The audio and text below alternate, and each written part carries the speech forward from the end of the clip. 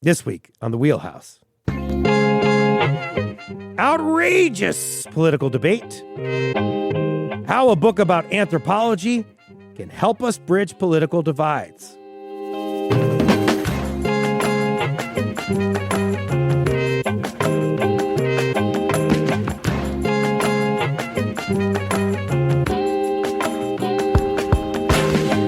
For Connecticut Public, I'm Frankie Graziano. This is the Wheelhouse, the show that connects politics to the people.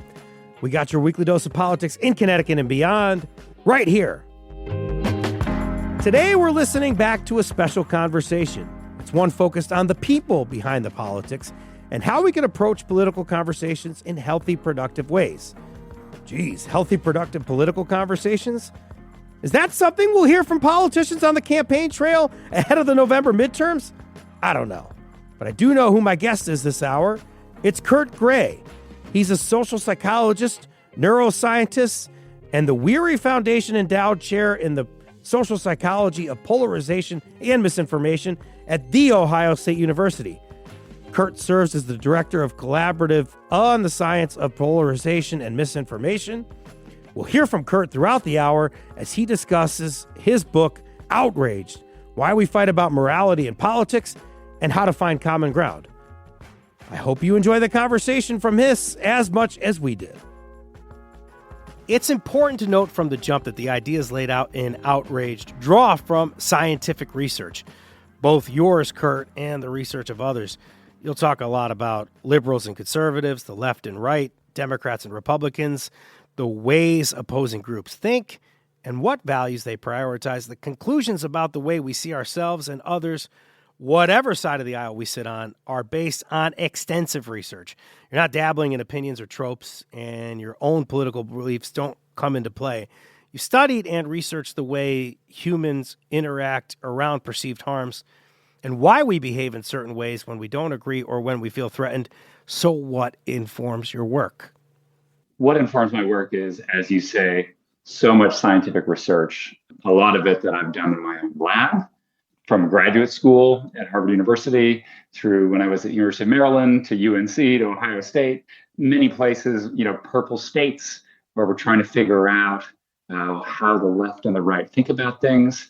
And I think more than that, kind of what it means to be a political animal grounded in our understanding of human nature, right? How millions of years of evolution shaped our minds and how that shapes our political behavior today. Part one of your book focuses on human nature. So much of human behavior can be traced back to the prehistoric predator-prey dynamic. Why can't our modern brains understand that a nasty comment on social media isn't the equivalent of a saber-toothed tiger or a large predator coming after us? Good question. The book is really structured around some of these myths that we hold that lead us astray. And one of the most important myths that we hold about human nature is this idea that humans are innately predators, right? As kids, even as students, we're taught that we're at the top of the food chain. And it's true that today we are. We can hunt wolves from helicopters with high-powered rifles. But for millions of years, even before we were Homo sapiens, when we were evolving, we were mostly prey. We were hiding in trees, in caves, getting attacked by saber-toothed cats. And today, even though we're so much safer and there's not many saber-toothed cats around, it's hard to shake those feelings of threat, of fear.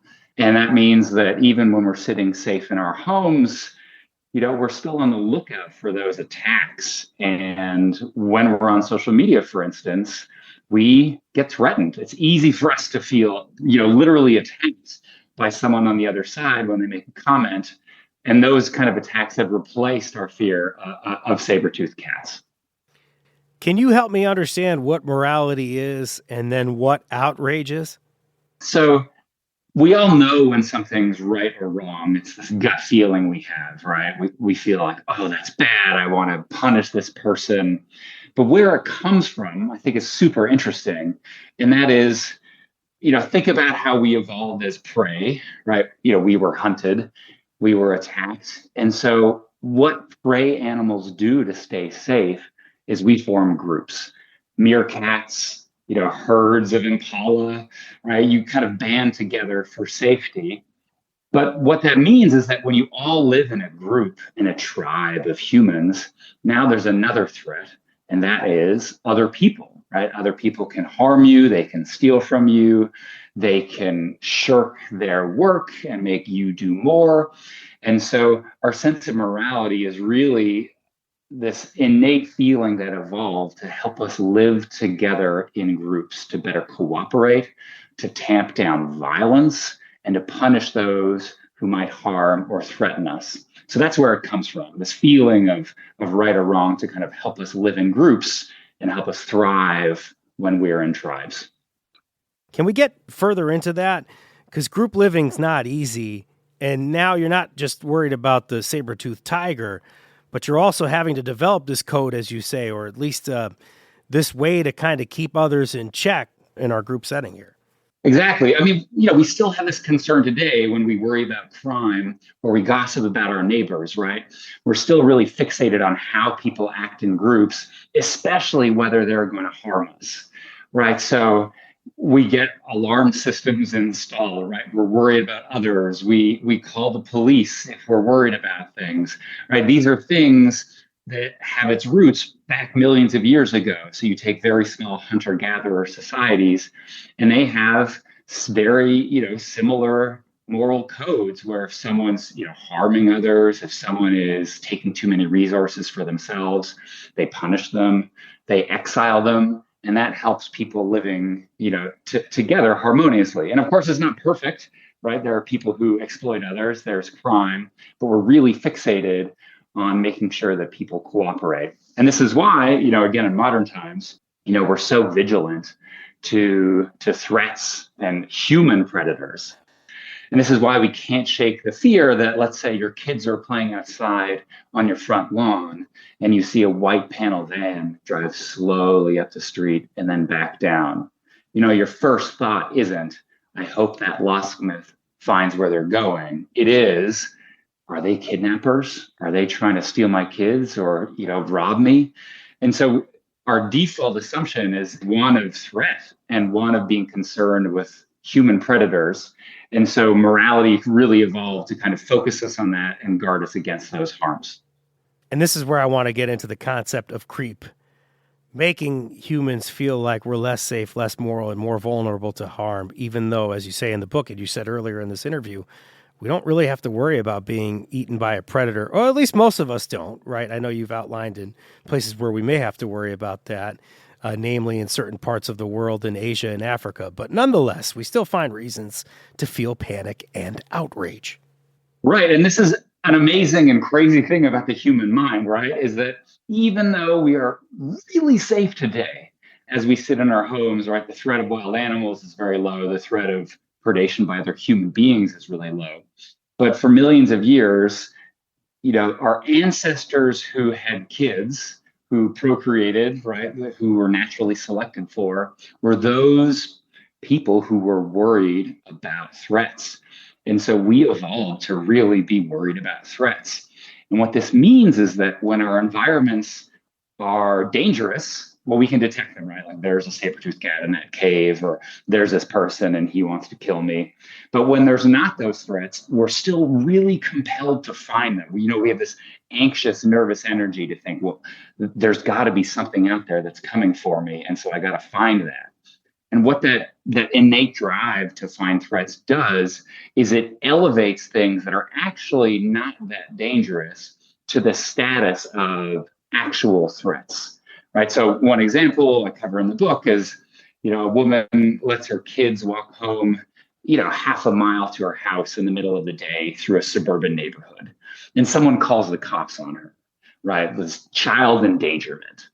And this is crazy. You go back 50 years and you say, I'm letting my kid walk by themselves, in my neighborhood. There's I don't see the problem. But today, because we're so safe, right, we see those things as dangerous threats to children. And so you can argue that the concept of what's harmful has crept. It's expanded to include more really banal and benign things. And this is why the book is so fascinating. It's such an important read because you really get a scale of what people might understand as harmless or others might think as harmful, and then why that matters in morality and ultimately into how we potentially bridge divides into politics. I'm particularly interested in the way outrage manifests online and what ways is the internet sort of designed to encourage moral outrage. Yeah, it really is designed to encourage moral outrage. So, one kind of myth about outrage on the internet is that people are just trying to score points. It's like performative, right? Like I'm getting angry just so I look good to other people in my group or my feed. But our research suggests that it's really, again, like morality, driven by feelings of threat or fear. And so, what social media does is it creates a limitless supply of threats, right? Like this person is doing this law and it's going to be terrible for the country. This person in your community is out to get you, right? There's global warming, there's war, too much immigration, not enough immigration, all these threats. And then what social media does is it gives you these virality metrics. Right? Thousands of people are worried about this threat. Millions of people are talking about like this predator. And that for our social minds, right? We're so attuned to what other people are worried about, really turbocharges our feelings of concern. And what we do to counter those feelings of concern, of fear, is that we feel morally outraged, right? We try to like get our pitchforks and our torches and rally everyone else together to fight those threats. But in the modern world, it doesn't really work out that way. Like it doesn't really fight those threats. It used to be, we'd all band together, get our pitchforks, and we'd like throw the bad person out of our group. But today we just end up like yelling into the algorithms, and it uses those algorithms to kind of like stoke further outrage. So it's designed to get us angry, but we can't really do anything about it. You were looking at virality metrics. Could you look at certain panics that we found in social media and certain times that we were outraged over certain things? I mean, it's so easy to think about panics every day. I mean, you just have to log in to social media. But, we can go back to history. We can think about reefer madness. We can think about Dungeons and Dragons, right? Being a satanic cult. This is ages ago about Obama taking away people's dishwashers, or gas stoves, or too much population or not enough population, right? Like if there's a potential way that some social trend or some current event could cause harm, what social media does is really amplifies that. Even traditional media, right? You get more clicks when you get more fear. And so social media is a powerful way of getting people to see those threats and click them, and it drives engagement. There was a year, I think, that you studied, or you looked at a research study where there was a panic every day online. Could you get into that example for us? Sure. Yeah. I mean, I think it was something in the late aughts that said this is the year of moral outrage, and they revealed a panic for every day. There's so many, right? How do you think about 365 moral panics? But that was the point, was that there was moral outrage pretty much every day online, and they were able to track it through metrics. Exactly, right. And other studies show that when there's threats, there's outrage. And when there's outrage, there's feelings of threats and there's more engagement. And so, how do you count the grains of sand in the desert? There's just so many every day. Everything could be carcinogenic, everything could be harmful. And then I think a couple of years later, I think it was Slate magazine concluded that, every year is a year of moral outrage. Every day is a day of moral outrage on social media because it's just always there. Let's get into our mental health here. Is there any part of the human condition that draws us to feeling outraged in the way that, is there something innate in us that wants to be riled up? I guess sometimes it does feel good to be mad. I mean, it's functional, right? It's functional to be outraged. There's lots of good examples, especially at the local level, where outrage can be really useful, right? If something's bad happening in your community, let's say there's there's a crooked cop, and everyone in the community recognizes this and they get really mad. They go to city council and they chant, they protest, and maybe the cop gets fired. Okay, that's a good example of outrage being useful. unions protesting something, another good example. And it feels good that way because you're affecting change. You're getting together with people in your community and you're getting something done. Like that's what outrage is really evolved for. In the modern world, you're getting outraged with people on social media who you don't know who they are. They're faceless. You can't really coordinate together because you're, all over across the country and you're not really doing anything, right? You're just kind of fomenting up each other's outrage. It's like a weird perversion of this like deep historic and evolutionary power that we have to get outraged because now we're angrier than ever, but it's not really achieving that much because we're not translating the feeling into action. And then to go to the mental health aspect, it makes us stressed. I'm really proud of this book, but I also understand that lots of people listening are like, I don't know if I can read another book about outrage in politics because I feel it so much. And we found in our studies that people who use social media to check in about politics and pay attention to the virality metrics have symptoms of PTSD that are above often clinical threshold. And so, it's not good for us to really focus on these metrics, but I think it is useful to understand where this outrage comes from. From Connecticut Public Radio, this is The Wheelhouse. I'm Frankie Graziano. You're listening to my conversation with Kurt Gray. He's the author of Outraged, Why We Fight About Morality and Politics and How to Find Common Ground. Coming up after the break, Kurt helps us understand morality in the context of our evolutionary desire to avoid harm. My work is really saying that underneath any values or foundations or whatever you want to call it, it's all about protecting ourselves, our families, and our communities. We'll be right back.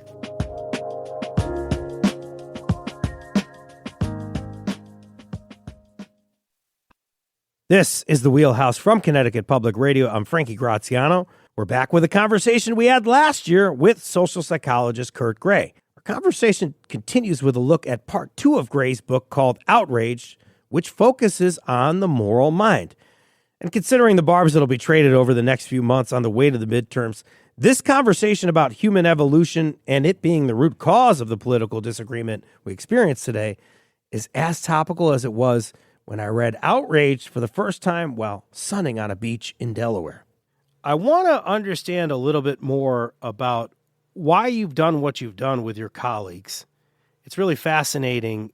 You've been able to learn under Jonathan Haidt, and he's someone who has popularized and developed moral foundations theory, but it's something that you wanted to dive deeper into and then maybe correct. Can you just help us understand why it's important to look at moral foundations theory and where harm kind of plays into this? So you can think of the evolution of my field, which is moral psychology, really understanding, not what is right or wrong, but how people make decisions and judgments about right or wrong. That field is really debating like how much our moral judgments are based in concerns about harm. And so at the very beginning of the field, everyone says, look, everything's all about harm. When you ask kids what's right or wrong, they will say, well, what's wrong is what's harmful, right? It's wrong to punch a classmate, and it's not that wrong to wear pajamas to school if the teacher lets you, because that's not about harm. What happened is that some folks went to other cultures and found that, look, these other cultures seem to judge as wrong some things that are not obviously harmful. And so like eating chicken after your father's funeral, let's say, is a famous example. It doesn't seem harmful to people in the West, and yet people condemn it in this kind of rural Indian town. And so what John Haidt did was he took that finding and he argued that, look, we must have a moral mind divided into different concerns, some about harm and some that are grounded in harmless things, like violations of purity, like eating chicken or burning a Bible. Moral psychology is filled with all sorts of weird examples. And so, right, moral foundations theory is this idea that we have different foundations, different values that are kind of divided in our minds and really separate. And that theory argues that conservatives have more foundations than liberals. And then my work is really a kind of, let's go back to this deeper understanding of harm. And I argue that, look, there's no such thing as as kind of separate foundations in the mind. Of course, there's separate values that we care about, but really everything comes down to harm. And if you really learn about why people condemn impurity or disloyalty or dishonor, it's because they ultimately link those things to harm. And so my work is really saying that underneath any values or foundations or whatever you want to call it, it's all about protecting ourselves, our families, and our communities. My comprehension is that where you and Haidt sort of branch off is that harm, at least as you and your colleagues understand it, is more intuitive. It doesn't necessarily rely on taking time to rationalize something. So can you help me understand the tests that your colleagues sort of put this idea under and what you all found? I think a good way to think about it, before I get into the studies, is that when we get a sense of danger or threat, it's really visceral, it's intuitive. And so, if you are standing on the Grand Canyon Skywalk, which is this, transparent bridge into nothing, into nowhere, and you can see down 4,000 feet into the canyon floor below, it's going to be terrifying, right? And you're going to feel afraid, even if you know in your head you're perfectly safe. And so that's what harm is like, not only when it comes to heights, but also when it comes to morality. We're kind of like viscerally concerned, right? When that white panel van drives across our house, we think, oh no, that's a kidnapper. I bet they're evil. And so the studies we did, and they were a ton of fun to do, to show that concerns about harm were visceral, is we put people into situations that they knew were harmless, but seemed harmful. And what we found is that they still have a kind of really intense bodily reaction to these apparent harms. So I'll give you an example. In one situation, we had an accomplice sit there, kind of lounging back in an office chair, and we replaced his leg, his like shin, with a piece of PVC piping and covered it with a khaki. So it looked like his leg. And then we asked people to hit his, quote, leg with a hammer as hard as they could. Now, they knew it was fake, but they sure had this visceral sense of I don't know if I should do that, right? That's really hard to do, even if it's fake, because concerns about harm are visceral, they're intuitive. And so that's what the theory that I argue for, that we have a harm-based mind, is really about. That we condemn things that seem harmful in our bodies, in our viscera, and not just kind of this conscious, rational kind of sense of harm. Vulnerability and the AOV, the assumption of vulnerability, play significant roles in our perceptions of whether or not a person or their ideas may harm us. Can you explain AOV to me and how it feeds into today's modern culture wars that are super political? Yeah. I think it's useful to take a step back and say, look, if all our judgments are grounded in harm, it's great to understand how our mind works. But at the end of the day, liberals and conservatives still disagree about morality. So how can you get differences in morality and politics from the same harm-based mind, right? This is what someone like John Haidt might say, right? You need these different foundations. And to that, I'd say you don't need those foundations, because what you have is you have people who disagree about what is most vulnerable to harm in society, or who. And so we've asked thousands of people to tell us who they think is really most vulnerable to being victimized or mistreated or harmed. And we find some really big differences between liberals and conservatives, differences that explain the culture war. And so we ask about 4 different groups. They are the environment, like coral reefs, planet Earth, the rainforest, right? How vulnerable are those to harm? We've got the othered, people who are outside the kind of dominant center society, like trans folks or undocumented immigrants or Muslims. We've got the powerful, like cops, corporate leaders, and then we've got the divine, like God, Jesus, the Bible, right? So those 4 things. Now, everyone agrees, there's some agreement here. Everyone agrees that the othered and the environment are most vulnerable to harm. And then we've got the powerful and the divine. So everyone agrees on the order of those things. But there's really big differences across politics on the relative perception of those, which is liberals, committed progressives, right? They see the environment and the othered as really vulnerable to harm, and powerful people and the divine as really not vulnerable to harm. So liberals, in this sense, divide the world into the kind of oppressed groups and oppressors, which is why, they're more likely to argue for Black Lives Matter, eat the rich, right? Like we've got some folks who you really need to protect and other folks who are not at all vulnerable to harm and who are in fact doing the harming. Conservatives, committed conservatives, on the other hand, don't really divide the world into the really vulnerable and invulnerable and see everyone as fairly similar in terms of their vulnerability, right? Everyone's equal, everyone's born equal, everyone makes choices. It's kind of like this really classic, like small L liberal sense from the Enlightenment, right? That we're all here, we're all equal. If you cut one of us, we all bleed the same. And so conservatives are more likely to argue against affirmative action because they're like, look, everyone should deserve the same chance to get into college. They're more likely to argue for Blue Lives Matter because, cops can be harmed just as much as Black folks who are stopped in a traffic stop. One example you use in the book is that a conservative might see taxing somebody to support another person's health care as actually stealing from them. That's right. If we all deserve to keep our money and we're all equally vulnerable to harm, then why should one person's money get stolen to help another person? That's exactly right. Does the latter way of thinking about things, that we're all equal, ignore aspects of history? I think it does. I mean, I'm a social psychologist, and, what I study is often how context and increasingly, we study how the arc of history, as many people have long known, can impact the current situation. And so it's certainly the case that, there are some members of some groups who are much more likely to be victimized and harmed.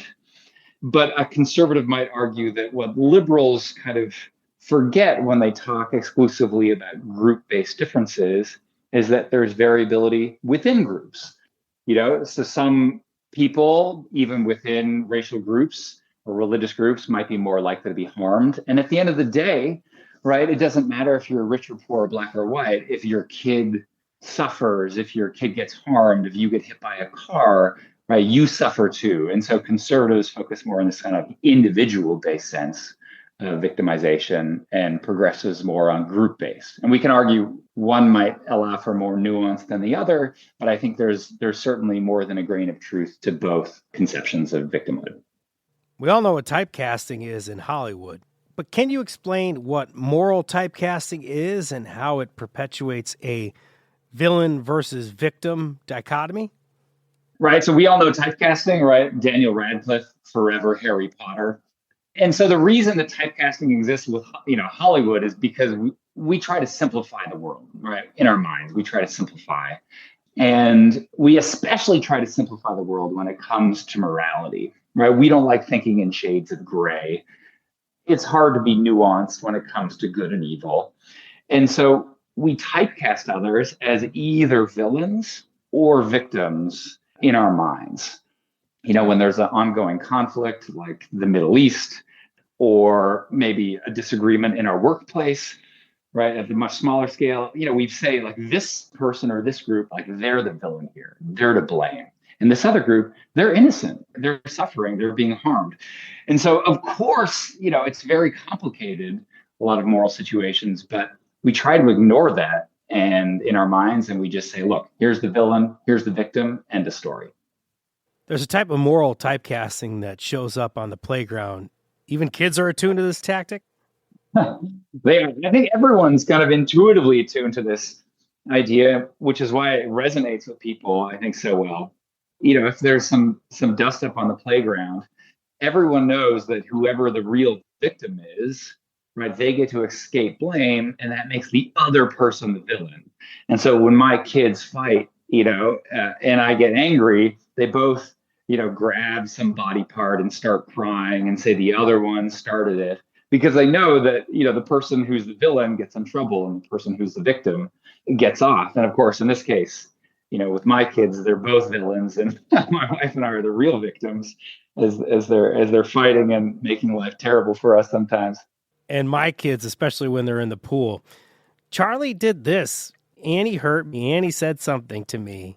They just want you to yell at the other person. That's exactly. And, you're arguing with a coworker, with a spouse, and especially when it comes to us, right? Because we are so tuned into when we're suffering, and we're not as tuned into other people's suffering, right? Because suffering happens in our minds, that it's easy for us to feel like the victims and that the other people are villains, when, of course, everyone's really just doing their best in the world most of the time.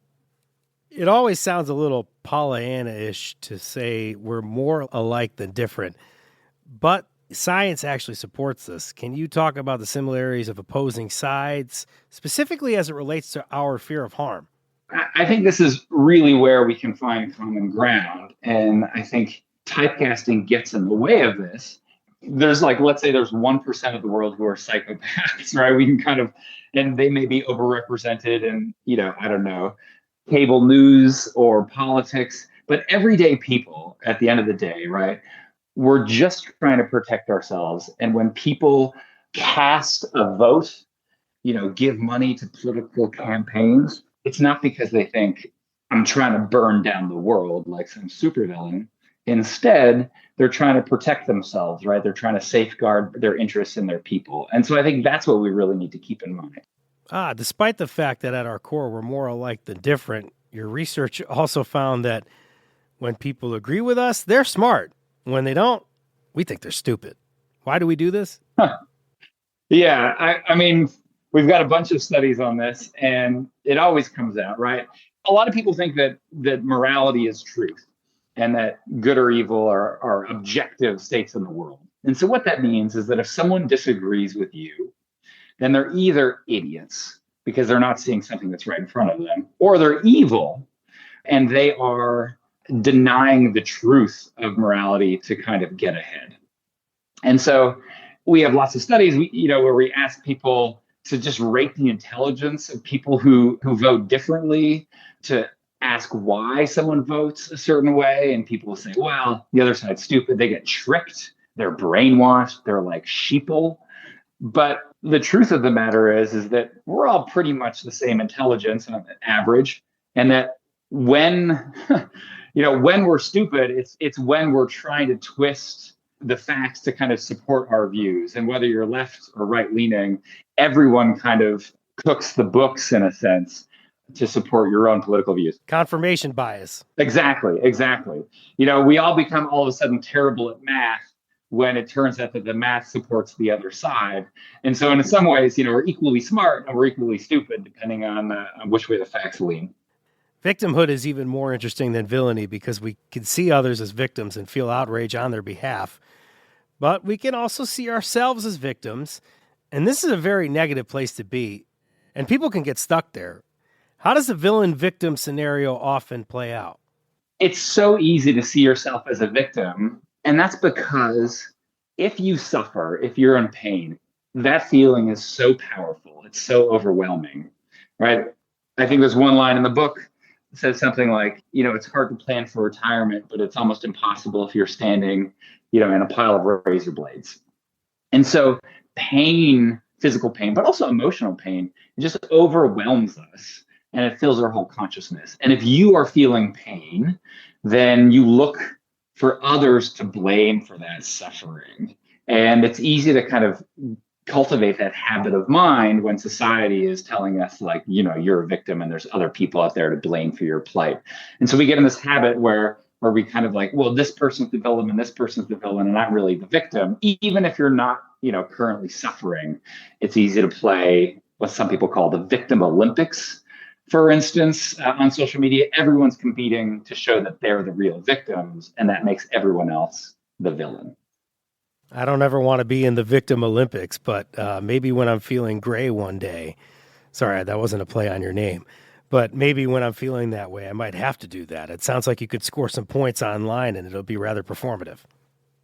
You score points online, you score points in conversation, you can score points in the courts. Our entire moral minds are really structured to kind of protect victims and to punish villains.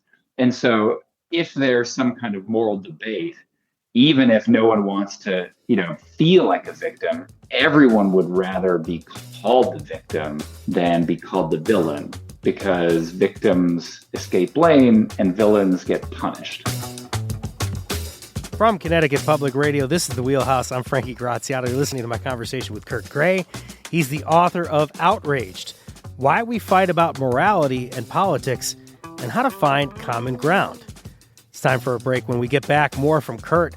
We're going to get to the finding common ground part of his book's title and learn how our perception of harm is the key to bridging divides. Stay with us. The Wheelhouse is coming back soon.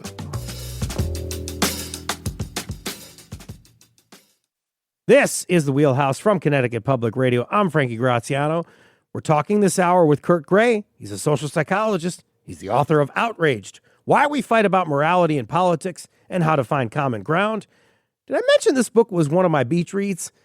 Hey, that's an idea. Maybe take a break from all this fussing over the future of our political system and maybe use Gray's book to help you understand the roots of it like I did. Here's the conversation. Here's the end of it. Enjoy. You spent some time in part 3 of Outrage talking about the problem of facts. What is it about our human nature that refuses to be moved by facts? Yeah. This is a myth. We've been talking about all these myths, the myth of human nature, the myth of our moral mind. And the myth of facts is the one that was most surprising to me, especially as a scientist, right? I trade in facts every day. We base our lives and our society around facts. But when it comes to morality, facts do not work to increase respect, although we think they do. When we ask, thousands of people, what should someone do on the other side in a conversation for you to respect them? If you're talking about politics, they'll say, well, give me the facts. And so we say in our studies, great, here are the facts that they're giving. And then people say, not those facts. Those are not the real facts. I want the facts that support my side. And so, we live in different fact bubbles, in echo chambers where people have their own facts. And so it turns out that giving people facts is not useful for having more civil discussions. Instead, what's more powerful is sharing stories, giving people your own experiences, especially those about harm. Walk us through this example from a relatively recent moment. A person believes undocumented people should be deported because they're criminals, making our country less safe. But the facts may not show that to be exactly true. Why should I then give credence to their view of harm? Their view of harm isn't based on reality. So what do you do then?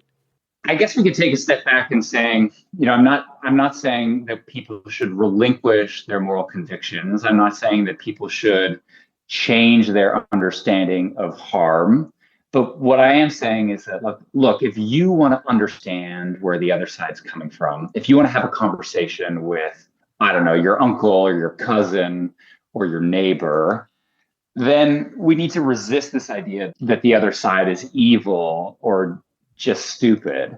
And so to do that, I think what we need to do is really understand the harms that people are intuitively, remember, it's like this visceral sense that they're feeling, right? And so you could imagine that maybe a neighbor had a family member, that was hurt by an undocumented person, or in their mind, an illegal immigrant, right? Like that they're having, a personal experience where someone they know suffered because of illegal immigration. And that experience shapes their worldviews and give rise to their moral convictions. And what we show in our studies is that people can respect that more than just throwing some factoid about, they heard on Fox News this thing and what do you think about this fact? People dismiss that immediately. But if someone says, look, even if I know there's statistics out there that you're talking about, at the end of the day, I'm really worried, or I'm really worried about losing a job because my job gets outsourced or something, you can understand that a little more. And what I'd like to understand more about is the power of storytelling. Can you talk more about that? So humans, we evolved more as prey than as predators. And we definitely evolved more as storytelling creatures than as statistical creatures. I mean, I teach statistics to college students. It's a real pain. It takes a whole semester to wrap your head around those ideas. On the other hand, if I tell you a story about, this is a true story that opened the book up, about how I was a victim of road rage when I was a teenager, right? Another car chased me into a darkened parking lot and slapped me around and threatened to kill me. It was terrifying, right? And I think listeners can understand how that would be terrifying for me. Yeah, and you're reading the book, it's terrifying too. Right. And the fact of the matter is, I want to say fact, like I cut this guy off, right? And so his anger was kind of like righteous indignation, but everyone can understand how I was totally afraid, even if the kind of situation is more complicated than just my fear. But again, right, we're storytelling creatures. You get it. You get how chasing me in the dark streets, and threatening to pull me out of the car and slapping me around, how that could shape my feelings and my moral convictions, right? It's kind of self-evident. And so when we're engaging with other people, what we need to draw out of them is not factoids they heard on social media. It's their stories, right? If you want to talk to someone, don't ask them about like, hey, what statistics did you hear on NPR? It's, where did your views come from? Tell me about, yourself and your own personal experiences. One worry you mentioned early on in Outraged is that the problem of outrage and polarization feels so big, people won't even try to engage with people they disagree with. So what tips can you offer to get around this? I want to encourage people to try. Almost every time I have a conversation with someone on the other side, it goes better than I think it will. And I teach a class where, I get students to have conversations about morality and politics with their grandparents, with their roommates, with strangers. It always goes better than you think. Trying to see the humanity in people, I think, is always worthwhile. So how do you have those conversations, though, right? And so there's a couple tips, or really 3 tips in the book, and they are CIV, the beginning of civil conversations, and they are connect, invite, and validate, CIV. And you can use this to have better conversations about anything. Connect is really about just talking to someone as a human being and figuring out who they are. And that requires asking questions. And there's a study on this, and I love it, and it seems crazy, but it's an amazing study. People really like getting asked deep questions, even commuters on the train in from suburban Chicago. All right. So if you ask people, would you rather just sit alone and listen to music, or would you rather have conversations about your deepest hopes, your darkest fears? People are like, give me the solitude. But it turns out that people love having these deep conversations, and they love being asked kind of questions that really get it to the heart of who they are. So I would encourage folks to ask those questions because it uncovers who people are. Then you invite them to share their beliefs. An invitation's key, right? You're not demanding. An invitation is, hey, I know I think you voted differently than I did in the last election, and I'm just trying to understand. And if now's not the time, that's totally fine. But I just love to know kind of what you're thinking about these issues. That's an invitation. And then the V, the validation, is once they share their beliefs, you say, thanks. I appreciate that was probably hard to share, and it's kind of messy and complicated to talk about our politics, but I just want to thank you for putting yourself out there. And so that's CIV, connect, invite, and validate. Try is something you say you would encourage. You dedicated this book to everyone trying their best to understand. What do you say to those that can't? Maybe those that can't, for example, or couldn't, at least at the time when you wrote about it, I think in a New York Times op-ed, at least the science of you trying to understand 2 different viewpoints on the Obergefell decision in 2015, the Supreme Court of the United States decision legalizing same-sex marriage nationwide. When you don't allow gay people to get married, you're not only discriminating against them, but you're depriving couples the ability to collect things like death benefits. That was one way to look at it. Another way is how people might feel harmed by a same-sex marriage. Can you help us understand the science of that person who's anti-gay rights? Sure. And again, I think it's always useful to understand that people are grounding their opinions, right, in these like visceral sense of threat or fear, even if, right, you disagree with those perceptions. And I think when it comes to America, especially where there's a religious divide, it's important to think this too, right? Because there are folks out there who think that there are immortal souls and that God has outlined a series of tenets, of stories, of commandments to help us keep those souls safe and help us keep society functioning in the way that it should. And so people who are against gay rights are more often religious folks, and they think that gay marriage and gay rights will undermine the functioning of the family, and that will have, in a slippery slope sense, ultimately harm civilization and society. And, I think we haven't seen that occur after the legalization of gay marriage, but it doesn't mean that people aren't kind of like deeply concerned about the kind of secular turn or gay rights turn that might harm society, right? Like Billy and Bobby will be gay, they won't have kids, society will have no one to work anymore without kids. And then at the end of the day, it's basically Cormac McCarthy's The Road Nuclear Holocaust. And I know that hasn't come to pass, and I'm being a little flip about it, but I think it's important to recognize that people are genuinely concerned about these slippery slope arguments. And it's important to talk this through because gay rights activists criticized your op-ed. You got some complaints about it, is what I'm trying to say. So I want to know what they said and then what your response is, because as I mentioned, we all want to make sure that we're giving people the opportunity to try, but it might be hard for some of us to do that because we feel like we're sacrificing a big piece of ourselves. So what were you able to say, and were you able to get some of those folks that were criticizing the op-ed to try to understand some of these folks that have differing thoughts? I mean, it's hard to get people on social media to see anything, right? Because social media is designed to kind of foment argument. But folks who email, or especially folks that I talk with in person, right? I try to make them see that folks who are opposed to gay marriage, are really emphasizing this kind of importance of the family. And there is some economic research out there that shows that, it turns out that kids do well in, raised in families, turns out also in families, gay couples, they do well. But like the family is an important institution for people to thrive and togetherness. And so at the core, if you're concerned about keeping kids raised in families, learning strong morals to help them be functioning and proud members of society, then I think, if I explain that, people, even if they disagree with the idea, right, of course you can be a gay couple and raise good kids, they do respect the fact that everyone's trying to kind of do their best for the kids.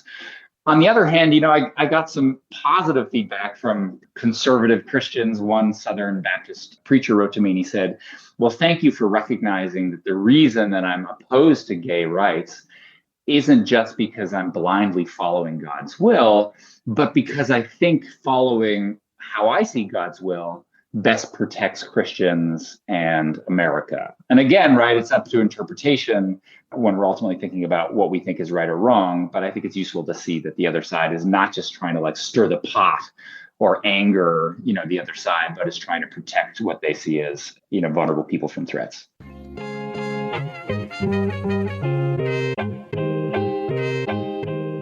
Kurt Gray's book is Outraged, Why We Fight About Morality and Politics and How to Find Common Ground.